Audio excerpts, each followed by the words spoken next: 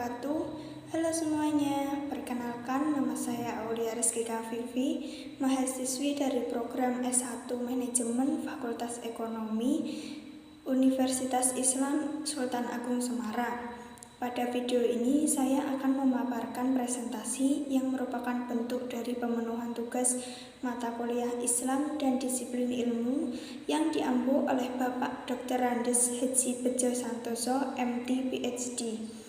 Materi ini bertema urf yang saya susun bersama teman-teman saya, yaitu Amanda Leilani Majid, Bella Putri Patricia, Hoiri Nisa, dan Lisa Nur Cahyaningsih. Yang pertama adalah pengertian urf. Kata urf secara etimologi berasal dari kata arafa ya'rufu yang artinya sesuatu yang dikenal, pengertian dikenal lebih dekat kepada pengertian diakui oleh orang lain, sesuatu yang dipandang baik dan diterima oleh akal sehat.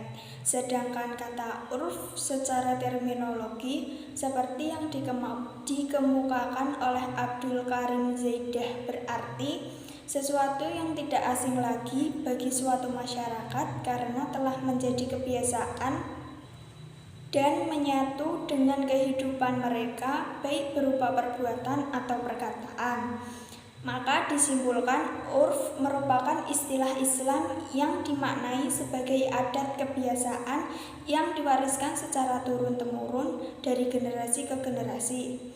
Urf terbagi menjadi ucapan atau perbuatan dilihat dari segi objeknya, menjadi umum atau khusus dari segi cakupannya, menjadi sah atau rusak dari segi keabsahannya menurut syariat. Para ulama ushul fikih bersepakat bahwa adat atau urf yang sah ialah yang tidak bertentangan dengan syariat. Yang kedua adalah landasan urf. Urf tergolong salah satu sumber hukum dari ushul fikih yang diambil dari intisari Al-Quran, yang bunyinya Bismillahirrahmanirrahim. Hudil afwa wa'mur bil urfi wa'rid anil jahilin. Artinya, jadilah engkau pemaaf dan suruhlah orang mengerjakan yang ma'ruf serta berpalinglah dari orang-orang yang bodoh. Ayat di atas tidak diragukan lagi bahwa seruan ini didasarkan pada pertimbangan kebiasaan yang baik pada umat dan hal yang menurut kesepakatan mereka berguna bagi keselamatan mereka. Kata al-ma'ruf ialah kata umum yang mencakup setiap hal yang diakui. Oleh karena itu, kata al-ma'ruf hanya disebutkan untuk hal yang sudah merupakan perjanjian umum sesama manusia, baik dalam soal muamalah maupun adat istiadat. Selanjutnya yaitu yang ketiga, macam-macam urf. Yang pertama, al-urf al-lafzi adalah kebiasaan masyarakat dalam mempergunakan lafal atau ungkapan tertentu dalam mengungkapkan sesuatu, sehingga makna ungkapan itulah yang dipahami dan terlintas di pikiran masyarakat. Misalnya, ungkapan daging yang berarti daging sapi, padahal kata-kata daging mencakup seluruh daging yang ada. Apabila seseorang mendatangi penjual daging, sedangkan penjual daging itu memiliki bermacam-macam daging, lalu pembeli mengatakan, "Saya beli daging 1 kilogram." Pedagang itu langsung mengambil daging sapi, karena kebiasaan masyarakat setempat telah mengkhususkan penggunaan kata daging pada daging sapi. Yang kedua adalah al-urf al-a'mali, adalah kebiasaan masyarakat yang berkaitan dengan perbuatan biasa atau muamalah keperdataan. Yang dimaksud perbuatan biasa adalah kebiasaan masyarakat dalam masalah kehidupan mereka yang tidak terkait dengan kepentingan orang lain, seperti kebiasaan libur kerja pada hari-hari tertentu dalam 1 minggu, kebiasaan masyarakat memakan makanan khusus atau minuman-minuman tertentu, dan kebiasaan masyarakat dalam memakai pakaian tertentu dalam acara khusus. Yang ketiga adalah al-urf al-am, adalah kebiasaan tertentu yang bersifat umum dan berlaku secara luas di seluruh masyarakat dan di seluruh daerah.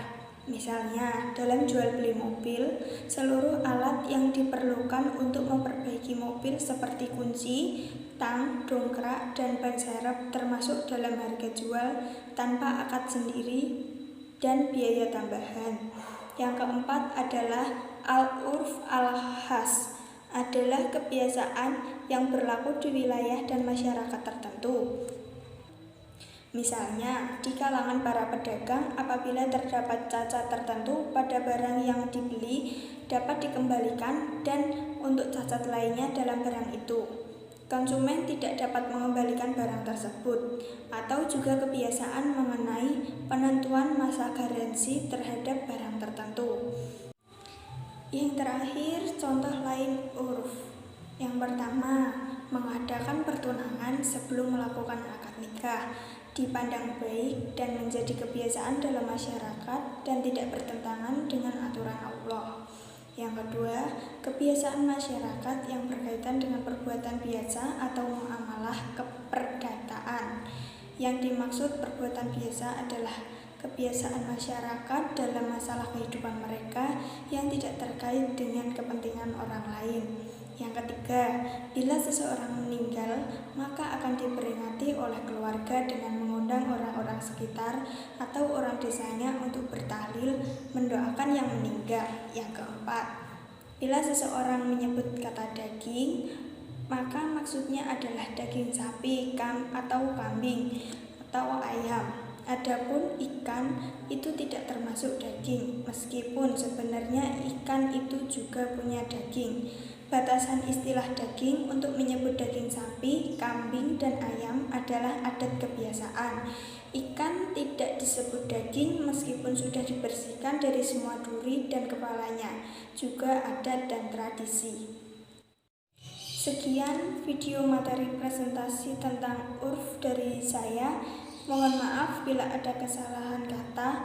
Wassalamualaikum warahmatullahi wabarakatuh.